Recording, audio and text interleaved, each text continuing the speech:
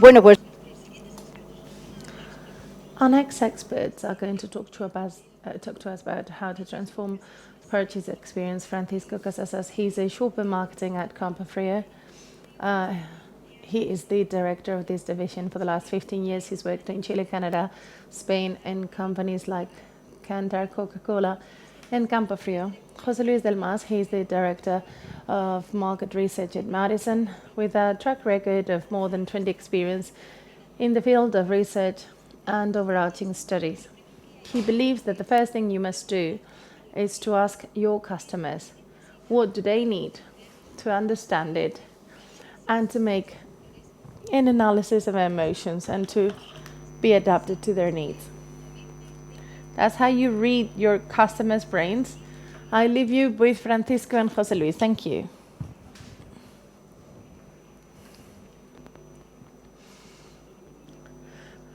Thank you so much for this kind presentation, and I'd like to thank DEC for this warm invitation. It is a pleasure to be able to share these minutes with José Luis.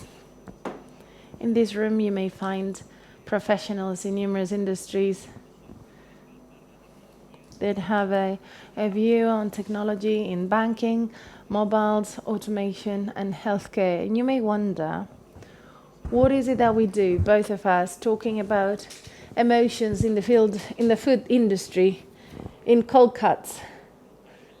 So the similarities are this. Well, it does have a lot to do with behavioral economics. Yep. Based on the INE, food is the second largest expense in households, 30,000 euros. Housing and food is 4,000 euros, and the housing is 9,000 euros, just before furnishing, transportation, and so on. Cold cuts, 99.8% of households buy at least once a year cold cuts. And we spend on average 265 euros. So this is a 5.4 billion turnover, this category.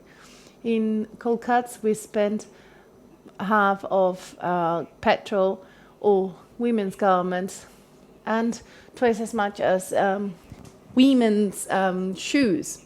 So these becomes like a sandwich between garments for women and shoes for women.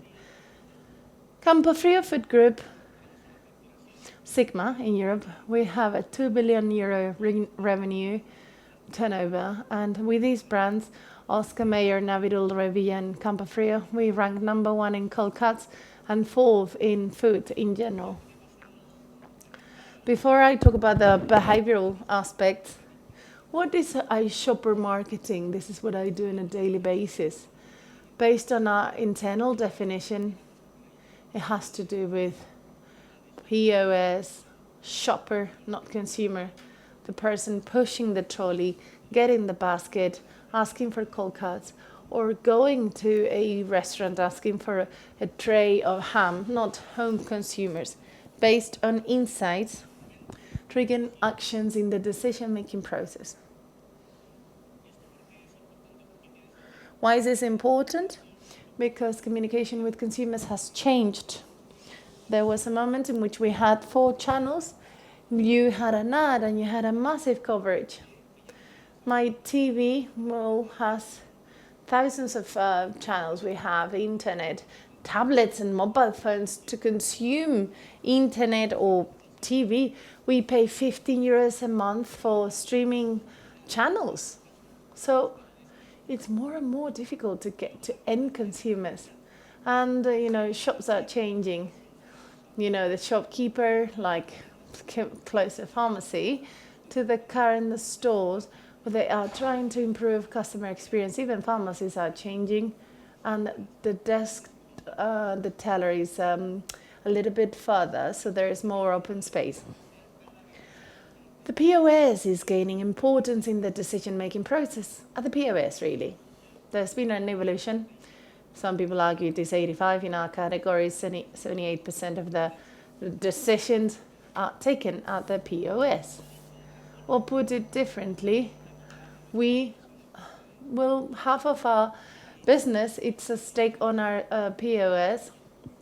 These are the SKUs, but in terms of brand is 55% only, and this is very relevant. If we now go back to the definition of a behavioral science, insights are hidden aspects in the mind of shoppers that do affect the way they think, feel, and act, and can be triggered. These are not hidden, really. I mean, what it means is that what this gentleman claimed, between 85 and 95% of the decisions are not conscious. Therefore, if you want to research how the shopper behaves, the declared and the real are different. This is what we've always heard in the morning, and it's different for two reasons. A, we lie. Are you willing to pay more for health? Of course. Taking care of ourselves. But then nobody buys this. Are you willing to wait to buy cold cuts, knowing that it's more sustainable because of the CO2 footprint, which is lower, and less plastic consumption?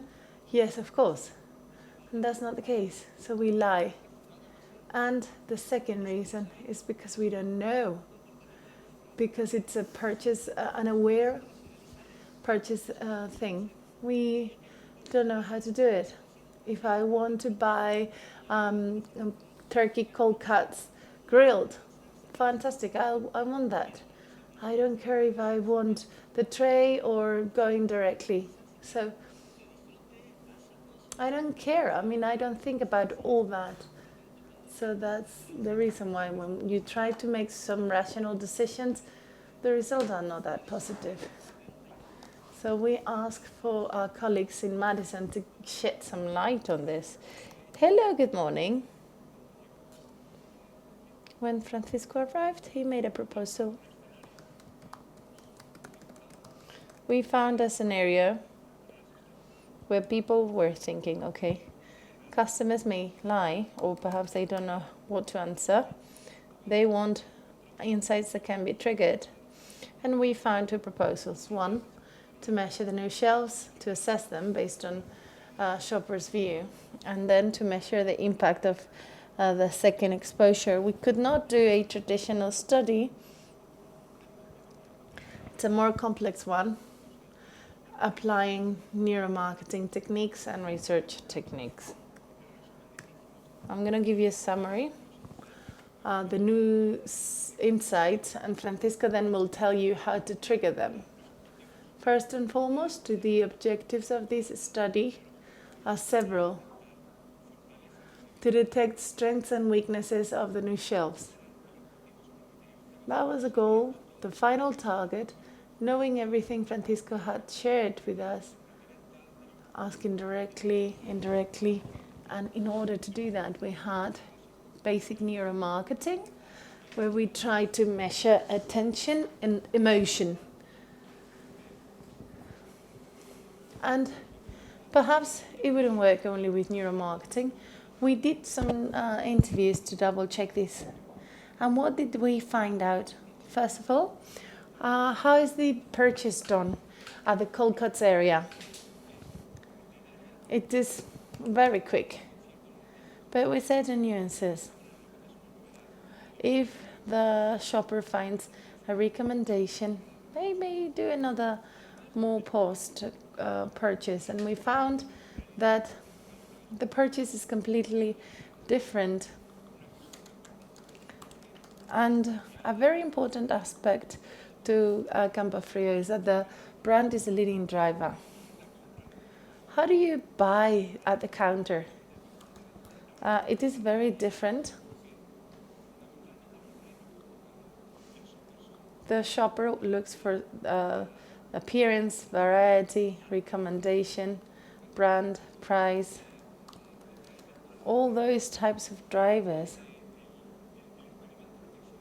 During the experiment with neuromarketing, we measured an awful lot of, signs, signage, the location, and several measures. And we said, let's measure. I'm going to play a video Well, I'm going to skip it quickly. How is the purchase done at the PLS? It really varies because they mainly look for the packaging. There must be constant stock, okay? And the brand. We did some neuromarketing techniques in order to measure all the aspects around these shelves. We had a lot of information from the cold cuts area, but we had to measure all the categories. I'll play the videos later on.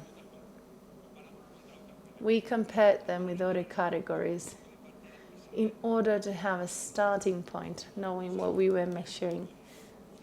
We measured beer, pasta, rice, and we were looking at the tonic activity, the stress generated by a stimuli in a shopper. And based on all this, we reached some conclusions that we shared with Francisco. First of all, the new shelf disposition has an impact on shoppers. 2, the level of concentration is bigger in older counters. It could be a positive variable, but the more concentration you have, clients or shoppers relax the less, and it is, placing hindrances. Receptiveness is another variable linked to emotions and purchase. The more receptive, the better. And the new concept, the new organization reduces effort, thus relaxing shoppers. With all these insights, despite all of them, we weren't pleased. We did not close the loop because Francisco wasn't satisfied, and he wanted to improve the customer experience, purchase experience.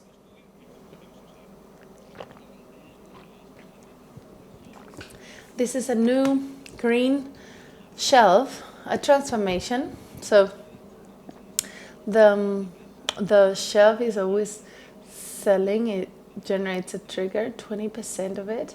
1 in 5 people pushing the trolley or their basket buy cured ham when they weren't thinking about doing it. And the shelf does not convey the values of the category. So it's cold, everything is white.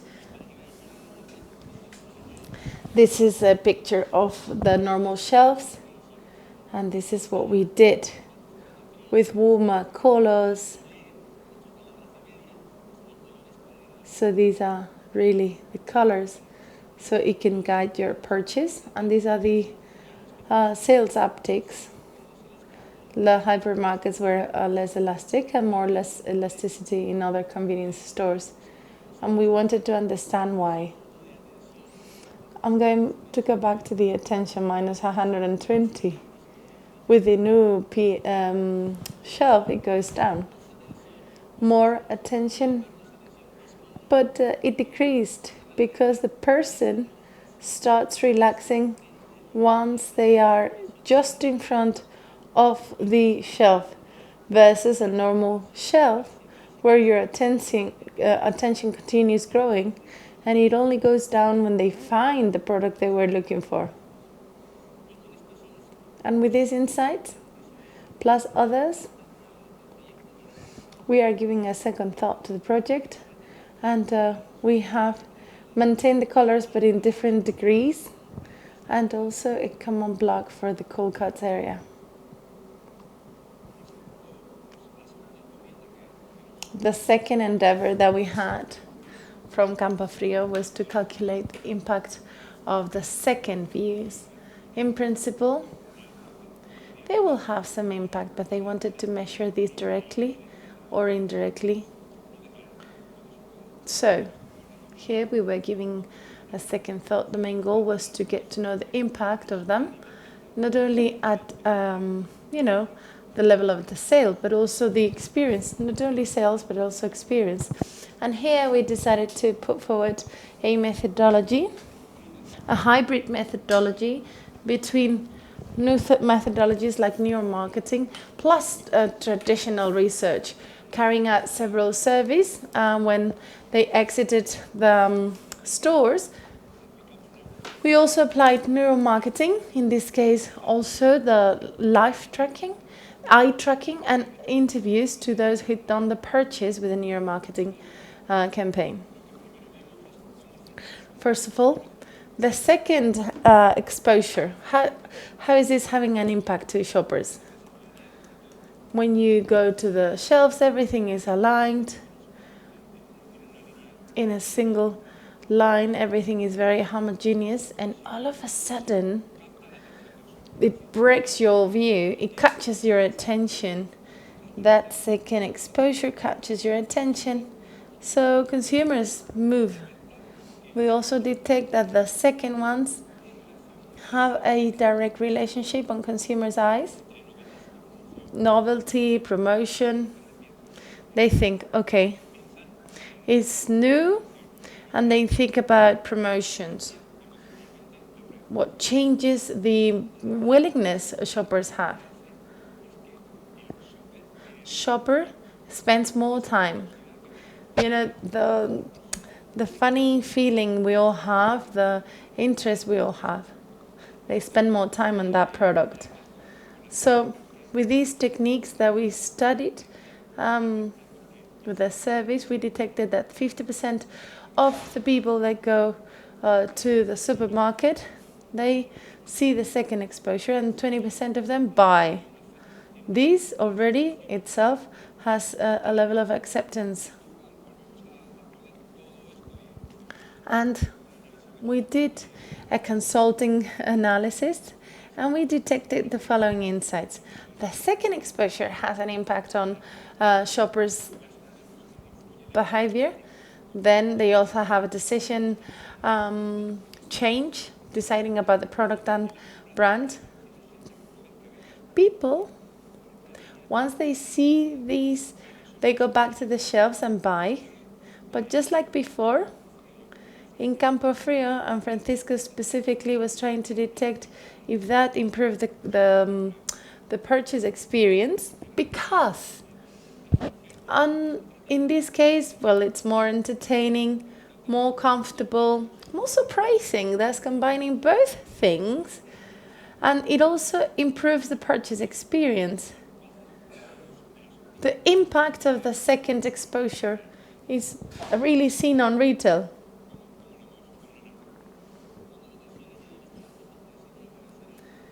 Yeah, this is the result.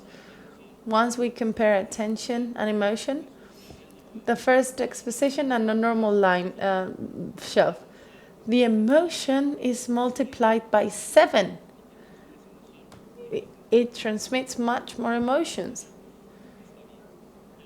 And then these could be the top of the shelf, or something decorated like this one. So the theme behind it is more appealing. Your attention multiplies by 20, and emotion multiplies by 6. That's generating an impact compared to the normal headers of the shelves that we always find. So we work on emotions because they really generate this differential factor. Another example I wanted to bring along, Christmas, for 2 reasons. Today is the 1st of October, so we start, Christmas holidays officially at Campofrío, and I really hope you start buying lots of ham. And the second one is because it is the first time where we started to work with rather different materials. Our marketing colleagues, look at this packaging. Well, you can really feel Christmas is coming soon. Then, innovating in the leg of a pig is, not easy. It's no picnic. So, on that package, if you put some wheels and to facilitate the carrying of it, well, it's a real innovation. So, you have like a lane, a bicycle lane, so it can communicate that your arrival is ready. The decor at the stores, let me show this to you. This is ham, but if you put the moose, the reindeers, it has a huge impact. And they're willing to grant you the spaces. If you paint the fridges as if it was a Christmas gift, it is fantastic. This is the first time that we implemented this. The purchase experience improves when we work on emotions. Not only in other industries like do one-offs. I don't know how often do you change insurance or bank, but in cold cuts you change on a weekly basis your preferred gift. And José Luis and I are very pleased with this experience with the large presentation at large supermarkets or smaller ones. And this is basically what we strongly believe, more than our brains. This is going to have an impact on our consumers. Thank you very much indeed.